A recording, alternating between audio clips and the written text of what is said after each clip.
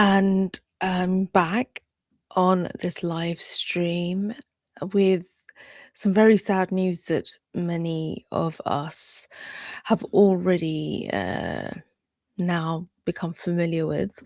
Um, Deeply disturbing how it's been covered, and I'm not going to mention anything else about that. But the tragedy of it. Anthony Joshua is currently stable uh, after Nigerian car crash, and tributes are being paid to, whilst this headline says from Ground Summary, inspirational friend, both of his extremely close friends in his inner circle, both passed away in this tragic accident. Both were in his team.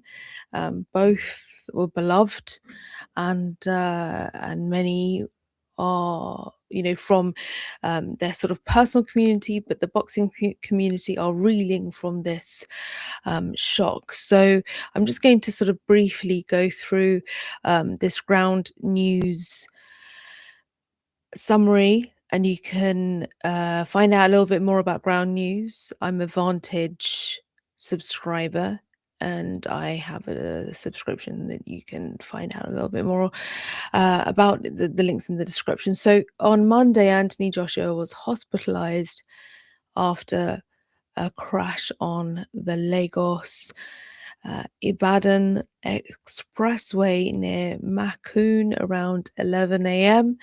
with team members Sinner and Latif, who are his two very close friends and part of his team, who died.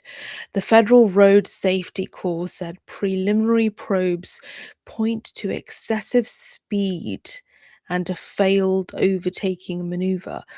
Many have, since this accident and coverage, have reported how smooth that road is, that sort of highway. What is it called? It is the expressway. And many, I think it's almost pretty standard and expected to be sort of so-called speeding, to be driving at such high speeds. But nevertheless, this summary, what's being reported is that there was a failed overtaking maneuver, suspecting the Lexus lost control. It hit a stationary red commercial truck, and there are continued investigations, and there is much to decipher from witness testimonies. Footage on social media shows AJ, Anthony Joshua, being helped from the wreckage and loaded into, it says, an emergency vehicle, but what seemed to be the case is that AJ was being removed from the vehicle that had crashed, without medical experts being present, and he was helped and loaded into another car, which they're calling as an emergency vehicle. Then ambulances were dispatched and people gathered at the scene. There are many pieces of footage that show the damage on the road. Tributes have poured in from the boxing community, including Tyson Fury, who posted, "This is so sad. May God give them a good bed in heaven," while Matchroom and Eddie Hearn mourned the integral team members whom have been with Anthony Joshua, with the team, for many years, many years. Joshua's December 19th knockout of Jake Paul preceded this trip to Nigeria, where he has family roots in southwest Nigeria, and briefly attended boarding school there at age 11. What I found, what we all find so shocking when we uh, watch footage of tragedies is the sort of civilian response, and it all it unfortunately involves civilian filming. If you removed phones, devices, cameras, what would what would you be inclined to do in such a situation? You would want to secure the area, you would want to ensure everyone was safe, you would want to safeguard the privacy, you would want to try and not just secure the area, but you know, considering it's an expressway, you'd want to manage any sort of danger, any risks to safety, and you'd want to calm people down. You'd want to pray. You'd want to um, be much more alert and responsive in such a situation. Um, but unfortunately, this sort of human nature that I'm speaking of has been overridden by this desire to capture footage. For who and for whom and for what? Is it to self record because we need to record this for ourselves because our brains, our eyes aren't witness enough? Or that we want to post, share for our self value, for acknowledgement, for social credit? It I find it very disturbing, and it's just deeply damaging to, I think, the human psyche to not only observe this, but to be taught by this kind of conduct, this kind of behavior that is sort of soaked in, and it just becomes the norm, the expectation that you would even have of yourself.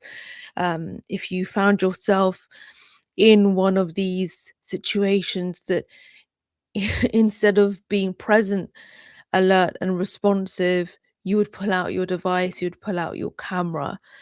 And that's sort of the damage to the sort of to our human nature, to our psyche, to our sense of humanity, community, connectedness with each other. Once again, I think if you look at, there was one really incredibly, um, incredibly emotive, like visceral scenes, and it was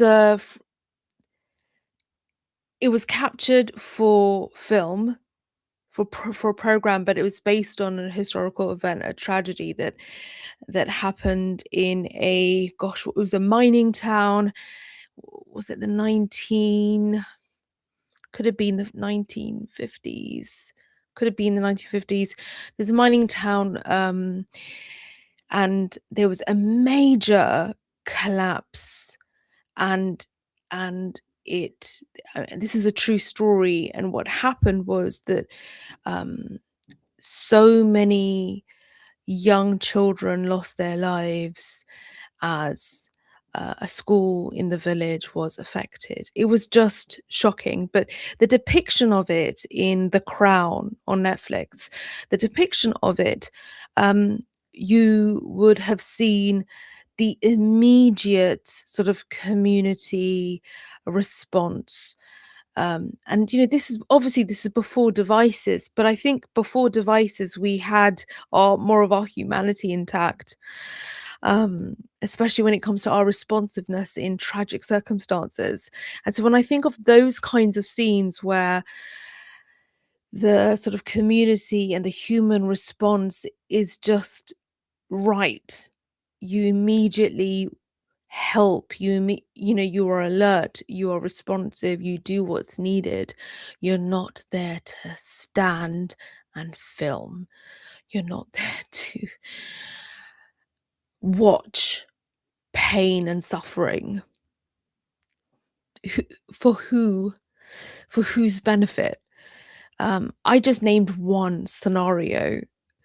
Um, and the reason why I chose that one, because it was so far, I mean, it's more than 50 years ago, and it was before devices like phones and recording devices.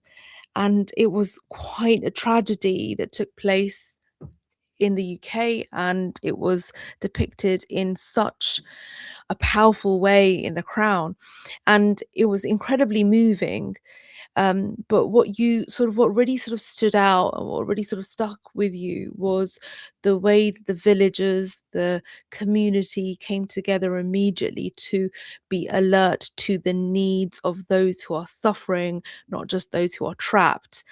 And so again, there's that sort of complete um ignorance to, you've got the people who are injured, you've got the people who have been killed, and you've got the ones who have survived, and those who are helping and assisting, they also need support. I mean, it's it's a domino effect. And so you may not be the person directly responding to the person injured, affected, but you are still required. There's that sort of extra layer, the layers of support required. Secure the scene, ensure emergency vehicles can get in okay, clear the path, clear the way, um, ensure there's privacy. There are so many things you could be doing in the moment to be responsive and to to be human. And instead, again, what we see time and time again, phones get pulled out, devices get pulled out. Um, and I think what's so disturbing, why so many people comment on it, is because how does it help? And who is it helping? Um, when there are hundreds of phones and devices being pulled out, don't worry, you don't need to pull yours out. Somebody will make it to X, to Twitter, to somewhere, and it will get repeatedly published and posted. So you can be the human, but you can be responsive. So I think there's the sort of tragedy side of things, the loss, the pain, and then there's a sort of humanity and the response that's needed in these times and these on these occasions, which definitely leave us with a fair bit to sort of comment on. And I wonder what your thoughts are on that. So I just wanted to mention that, because I think it's incredibly important that we don't just let these events pass without reminding ourselves and others that this is not the way to be human, and we need to do better. However you're celebrating or doing your New Year's, I mean, I don't celebrate it. I'm not concerned with it. Hence, I'm here streaming and I'm working, and it's like just like any other night. I can just hear fireworks. But I hope you're well, keeping warm, keeping safe, enjoying your time, doing small things, big things with your loved ones, on your own, with your pets, safely, securely, and being grateful in whatever circumstance you're in, I hope. So thank you so much for watching. Your time and attention, of course, the most valuable things that we have. And do subscribe if you haven't already, and I'll catch you in the next one.